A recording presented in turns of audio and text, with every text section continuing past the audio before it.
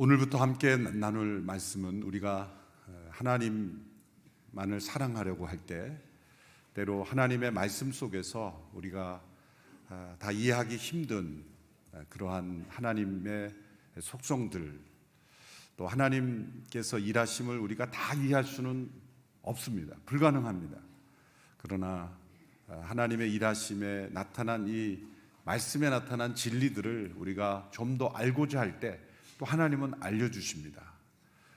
그래야 우리가 하나님을 더 확신하고 또 말씀 속에 나타난 이 진리를 분명하게 확신해야 우리가 하나님 사랑하는 데 있어서 더 깊은 사랑으로 나아갈 수 있기 때문입니다.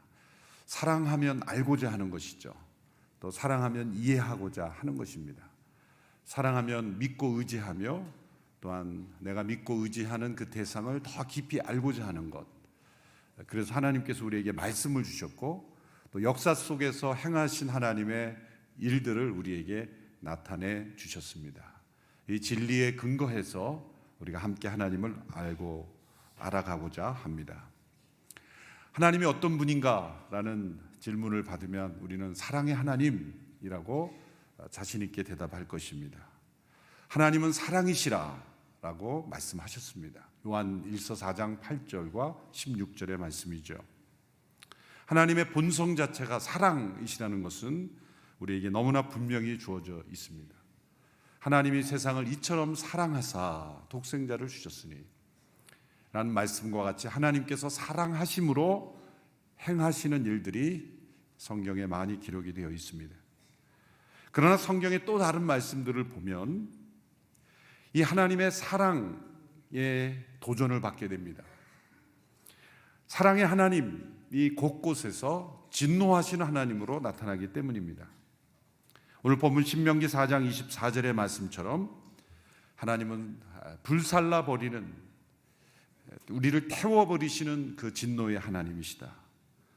또 출애굽기 20장의 말씀처럼 질투하시는 하나님이실 뿐만 아니라 그 죄를 3, 4대까지 갚으시는 진노하시는 하나님이심을 성경 곳곳에서 말씀하고 있기 때문입니다. 구약 전체에 걸쳐서 이 하나님의 진노와 심판을 빼면 역사가 이 성경 이야기가 남지 않을 정도로 하나님은 노아의 홍수 심판뿐만이 아니라 바벨 답을 쌓는 인간에 대한 심판뿐만 아니라 또 아브라함과 후손에 관한 이스라엘의 역사 가운데 하나님은 끊임없이 그 백성을 심판하셨습니다. 또한 이스라엘 민족뿐만 아니라 열방에 있는 그 많은 그 구속 역사의 주역으로 등장하지는 않지만 그 주변 민족들 가운데도 하나님께서 끊임없는 심판을 행하셨습니다. 그래서 일반 역사에서는 전쟁 역사다 이렇게 기록할 수 있는 그 전쟁사들이 하나님의 구속의 관점에서 보면 죄에 대한 하나님의 심판들의 역사이다라고 우리는 해석할 수가 있는 것이죠. 하나님의 사랑 그리고 하나님의 진노가 서로 모순처럼 나타납니다. 그래서 사람들은 이것을 해결해 보려고 각기 나름대로의 방법을 사용합니다. 첫 번째 방식은 하나님의 진노를 단순히 부인하는 겁니다.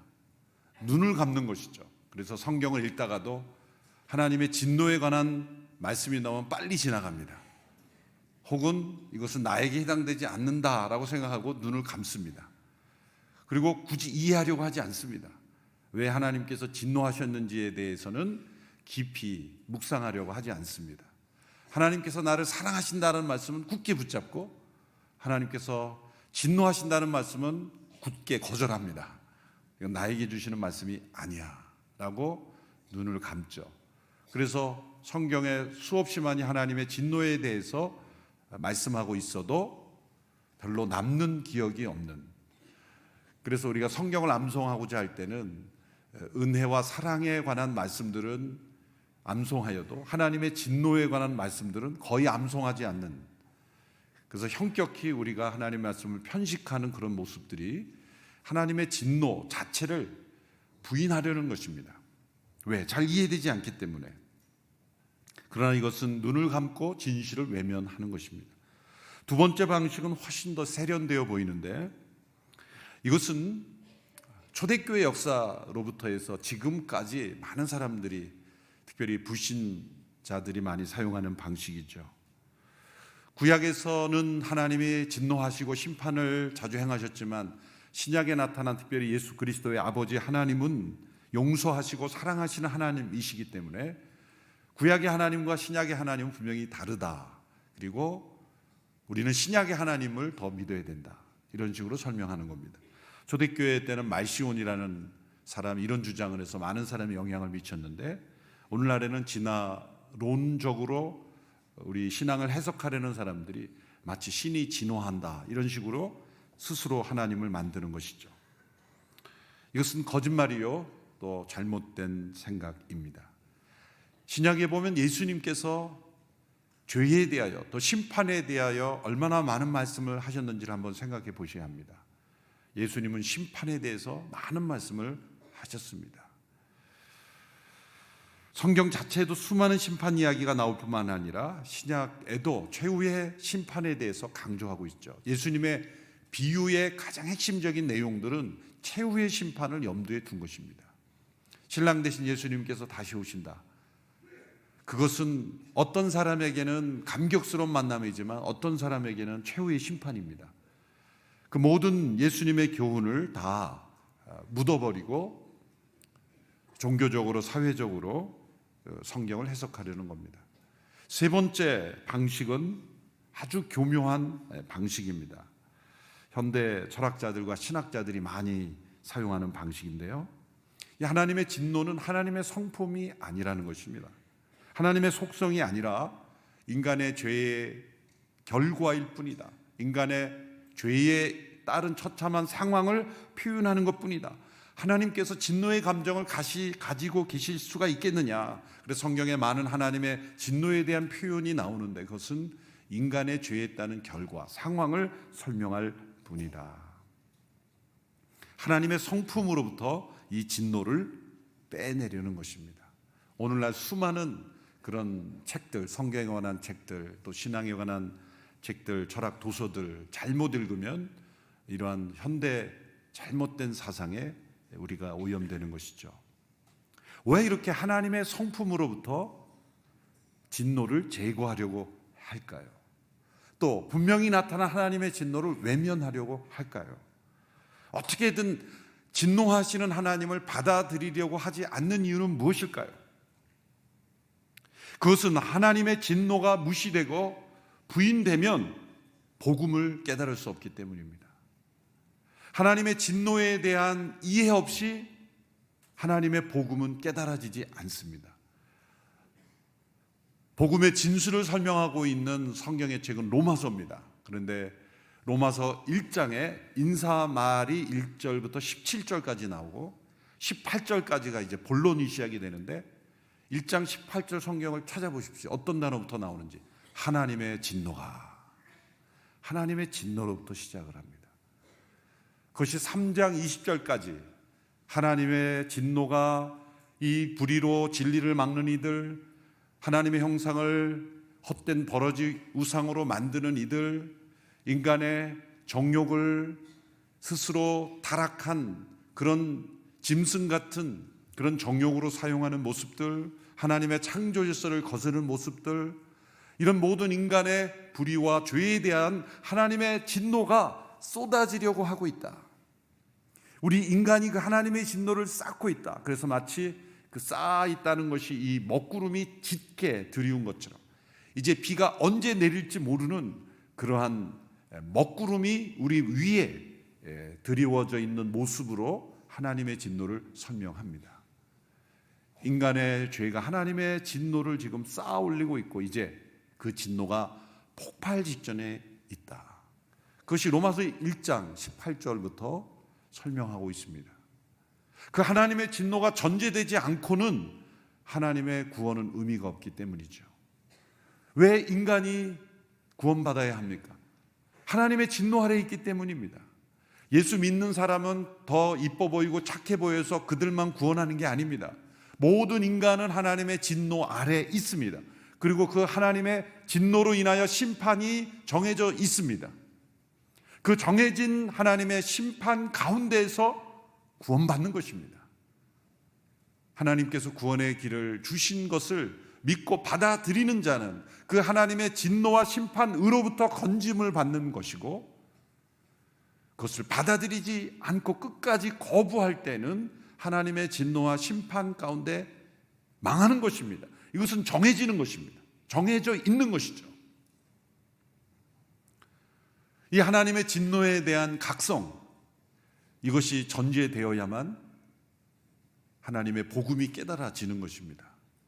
그래서 이 복음을 무너뜨리려는 무서운 사단의 전략이 하나님의 성품으로부터 진노를 제거하려고 하고, 또 분명히 나타난 하나님의 말씀에 나타난 하나님의 진노의 구절들을 그냥 지나치려고 하는 것입니다. 이제 새해가 됐으니 많은 분들이 성경 통독을 시작했을 겁니다. CGN TV에서도 이제 매주 6시 40분에 성경 통독을 20분씩 성경 읽기를 이제 방영하기 시작했죠. 이제 함께 따라가시면 아주 큰 유익이 있을 겁니다. 그런데 이제 창세기를 은혜롭게 지나가다가 대개 2월이나 3월 되면 일제히 전국적으로 성경 읽기가 멈춰집니다. 그 이유는 뭐냐면은 레위기에 도달하게 되면 이제 제물을 죽이고 또 각을 뜨고 불태우고, 아무리 묵상하려고 해도 잘 이해가 되지 않는 말씀이 있기 때문에 일시적으로 중단됩니다. 그러다가 이제 3월 말 4월 초 되면 다시 분발해서 레위기를 덮어두고 민수기부터 다시 시작합니다. 왜 그럴까요? 그 레위기에 나타난 끔찍한 제사가 왜 필요한가 적용되지 않기 때문이죠. 근데 왜 그리 지루해 보이는 그 제사 매뉴얼을 성경에 기록해 두었을까요? 끊임없이 죽여져야 하는 그 제물이 우리에게, 그 제사 제도가 우리에게 알려주는 것은 인간의 죄에 대한 하나님의 진노, 하나님께서 죄를 얼마나 미워하시고 그 죄에 대하여 진노하시는가, 그것을 우리에게 설명해 주시는 거죠. 레위기를 읽으면서 오해하는 가장 큰 오해는, 우리가 제물을 끌고 제사장에게 가면 제사장이 다 알아서 해주는 식으로 그렇게 오해합니다. 그런 레위기 1장부터 5장까지에 보면 그 제물을 죽이는 것도 본인이 해야 하고, 그 껍데기를 벗기고 각을 뜨고, 제사장은 오히려 깨끗한 것만 합니다. 피를 받고 그냥 불을 붙이고 그런 일들만 제사장들이 합니다.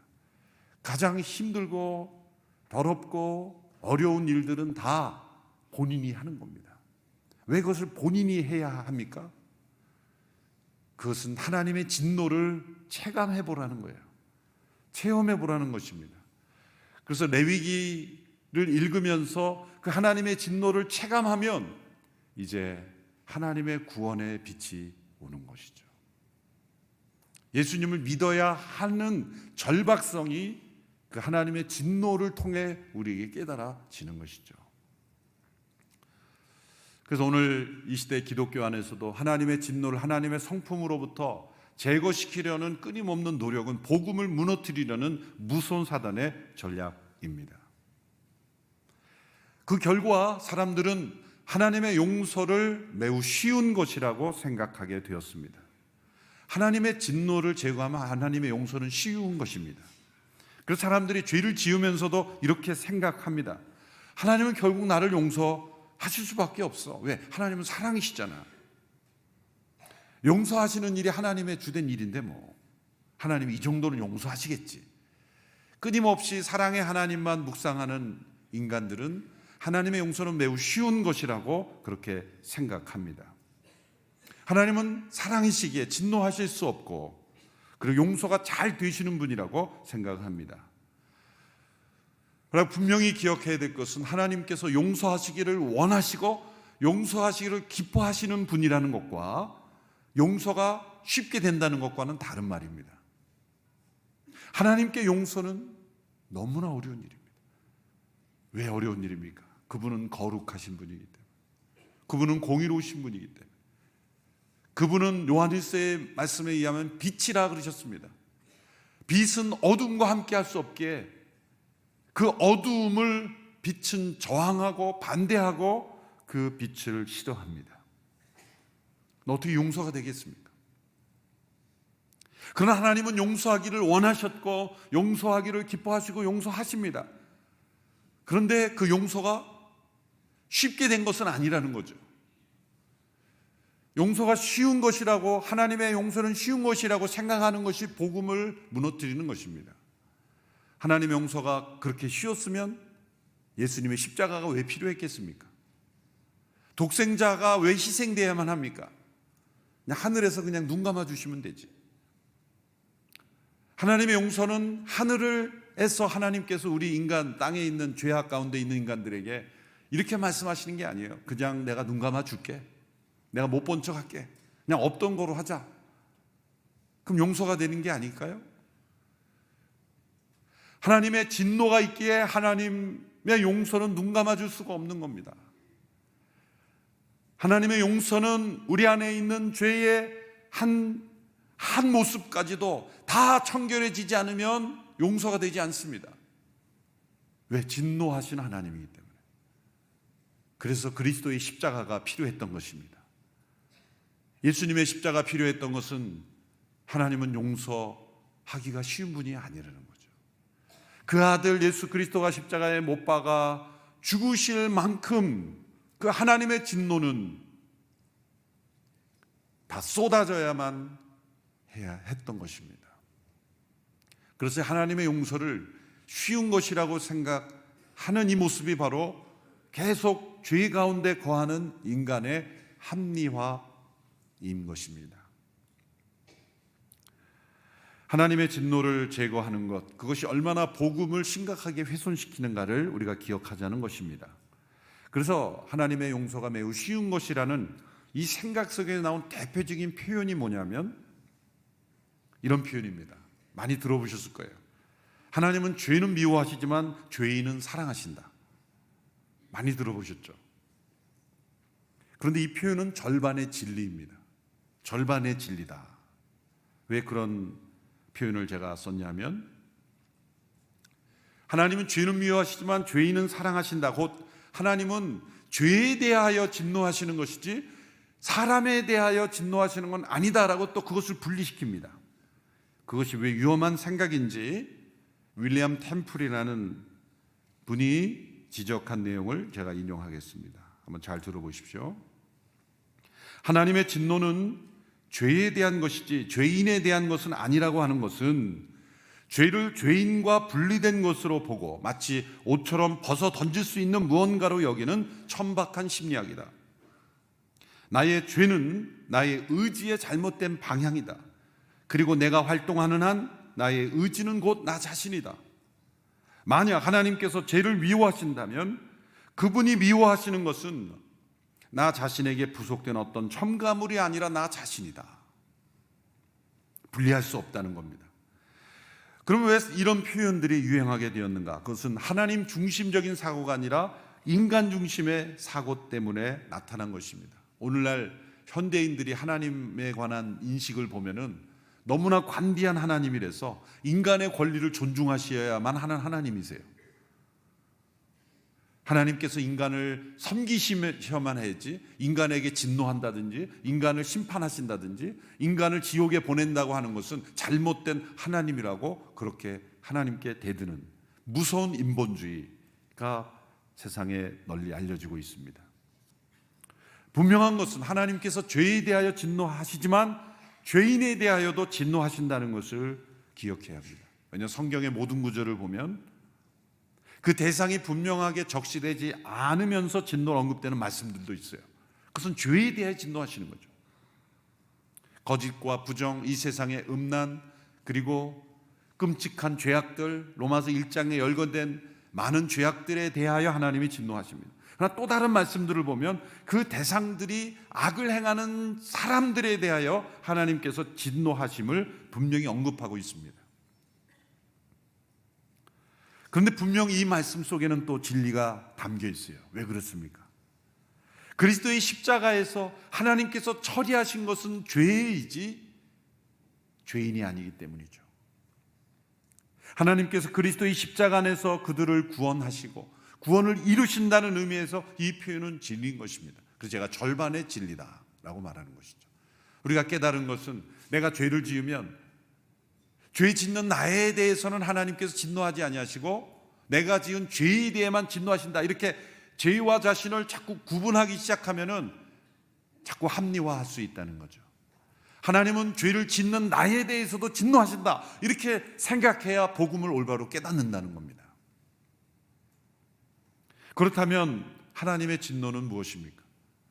또 하나님께서 맹렬히 진노하시는 하나님께서 어떻게 사랑의 하나님일 수 있는가? 역으로 사랑이 한이 없으신 그 하나님이 맹렬히 진노하신다는 게 어떻게 진리가 될 수 있는가? 하나님의 진노는 죄와 죄인에 대한 하나님의 거룩한 분노입니다. 하나님이 사랑이시기에 하나님이 진노하신다는 것을 우리가 깨닫지 못하면 복음을 깨달을 수 없습니다. 하나님의 사랑 안에 이 진노가 있다는 것을 인식하지 않으면 하나님의 사랑을 왜곡하는 것입니다. 존 스토트라는 분의 설명이 매우 정확한 설명입니다. 죄에 맞서는 하나님의 진노는 어떤 명백한 이유도 없이 이성을 잃고 폭발하신다는 것을 의미하지 않는다. 그분의 진노는 수수께끼 같거나 비이성적이지 않다. 그분의 진노는 예측할 수 없는 것이 아니라 오히려 언제나 예측이 가능하다. 왜냐하면 악에 의해 그리고 오직 악에 의해서만 유발되기 때문이다. 우리 자신의 진노와 분노는 언제나 예측 불가능해요. 그래서 우리는 분노가 불일 듯 일어나고 내가 왜 그때 화가 났을까? 주체할 수 없는 그런 분노가 내 안에서 일어나는, 알고 보면은 그 실상 그렇게 화내지 않아도 되는 일에 분노가 일어나잖아요. 그건 죄와 상처 때문에 우리가 분노가 촉발되는 거예요. 그래서 예측 불가능하죠. 나 자신도 그렇게 분노가 일어나고 난 뒤에 뒤늦게 후회하면서 그건 내가 진심이 아니었는데 라고 생각하죠. 우리의 타락한 본성 가운데 이 촉발되는 이 분노가 우리 가운데 있어요.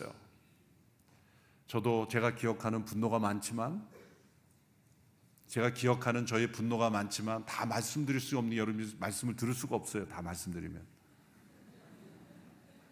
그래서 오래전 이야기만 하나 드리면, 저희 아내가 이제 아이를 낳고 산부인과에서 이제 같이 아기하고 데리고 운전을 하고 나오는데, 이 주차장에 나오는데 어떤 분이 갑자기 앞으로 뛰어드는 거예요. 얼마나 화가 나는지. 순간 그냥 지나가도 되는데 굳이 그때도 또 윈도우를 이렇게 돌리는 거잖아요. 오래 걸리는 거야 이게. 요즘은 버튼으로 이렇게 쫙 내려가지고, 그때는 그냥 한참 돌려야 돼. 그걸 빨리 누르니까 팍 돌려가지고 그냥 고개를 내밀고 왜 그렇게 위험하게 하시냐 그랬더니 저를 보고 목사님 안녕하세요 그러는 거죠. 이 윈도우가 돌리는 거에서 감사한 거예요. 요즘은 너무 빨라져가지고 그냥 많이 싸우죠. 이 돌리는 게 좀 힘들어야 돼요. 그래야 좀 덜 화내요. 요즘 분노하기에 너무 좋은 환경이 돼버렸어요. 그것은 순간적인 비이성적인 분노가 많이 일어날 때가 많아요. 그런데 하나님의 분노는 그런 게 아닙니다. 하나님의 분노는 철저히 예측 가능하다, 철저히 이성적이다, 철저히 악에 대하여만 분노하시는 거예요. 그러므로 악이 없을 때는 분노하지 않으십니다.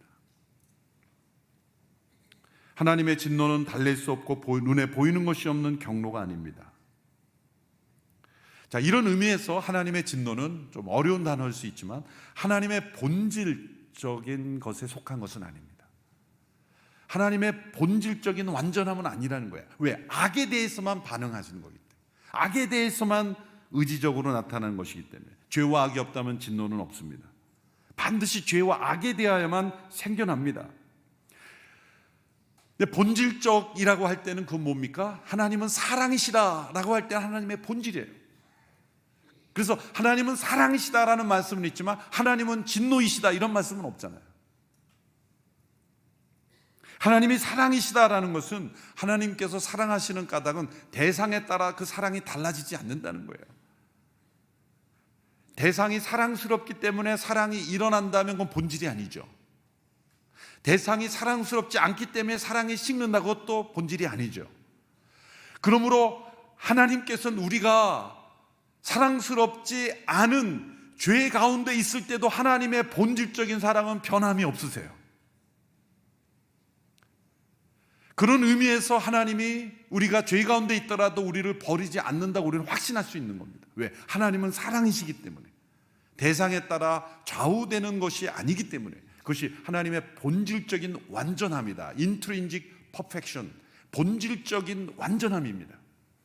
하나님은 사랑이시기 때문에 그 대상에 따라 그 사랑이 식거나 달라지지 않습니다. 그러나 진노하신 하나님은 대상이 죄와 악 가운데 있으면 진노가 일어나는 겁니다. 그는 본질적인 완전함이 아니기 때문에 죄와 악에 대해서 일어나는데 그 본질이신 사랑의 하나님이 사랑이 없어지는 게 아닙니다. 왜? 하나님의 본질이시기 때문에.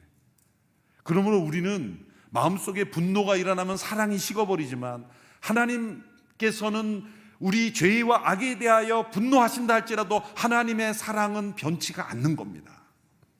그걸 우리 중심으로 하나님께 대입하면 하나님은 이해할 수 없지만 하나님의 본질은, 완벽한 본질은 사랑이시기 때문에 우리와 죄가 악에 빠져 있더라도 우리를 사랑하시는 사랑은 변함이 없으신 거예요.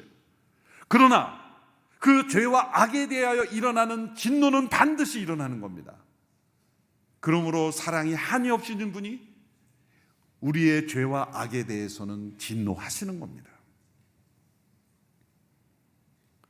사랑의 반대는 그러므로 사랑의 반대는 진노가 아니라 무관심인 것입니다. 하나님의 진노는 사랑의 한 측면인 것입니다.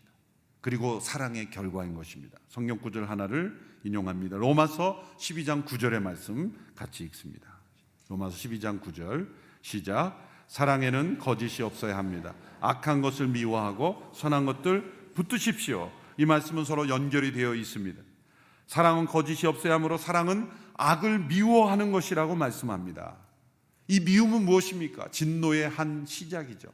이 미움으로부터 진노가 시작이 되는데 악한 것에 대한 미움이 일어나지 않는다면 사랑이 없는 것입니다. 자녀가 악에 물들어가고 있는데 마음속에 분노가 일어나지 않는다면 그것은 사랑하고 있지 않는 것입니다. 사랑은 거짓을 미워하고 죄와 악을 미워하기에 악에 빠져가고 있는 모습을 보면 분노가 일어나는 것이죠. 그러나 사랑이 본질 가운데 있고 나서 그리고 나서 그 죄와 악에 대한 미움이 일어난다면 그것은 참된 사랑의 결과인 것입니다. 그래서 선한 것을 붙들게 만드는 사랑, 그리고 진정한 사랑은 악을 미워하는 것이죠. 그리고 선한 것을 붙드는 것입니다. 많은 사람들이 진노하시는 하나님이 어떻게 사랑일 수 있느냐, 지옥을 만드시는 분이 어떻게 사랑의 하나님일 수 있느냐라고 말하고 지옥을 부인하기까지 하는 것은 복음을 부정하는 것입니다. 하나님께서 악에 대하여 진노하시지 않는다면 하나님은 선하고 사랑하시는 하나님일 수가 없는 것입니다. 이 피할 수 없는 하나님의 반응, 이 죄와 죄인에 대한 이 하나님의 진노, 그것 없이는 그리스도의 십자가가 존재할 수가 없습니다. 하나님께서 악을 이토록 미워하시고 죄에 대하여 진노하시는 까닭은 왜 그렇습니까? 사람을 그토록 사랑하시기 때문입니다. 여러분, 그냥 쓰레기통에 버려도 되는 종이에 잉크가 쏟아지고 버린 것은 그냥 버릴 수 있죠.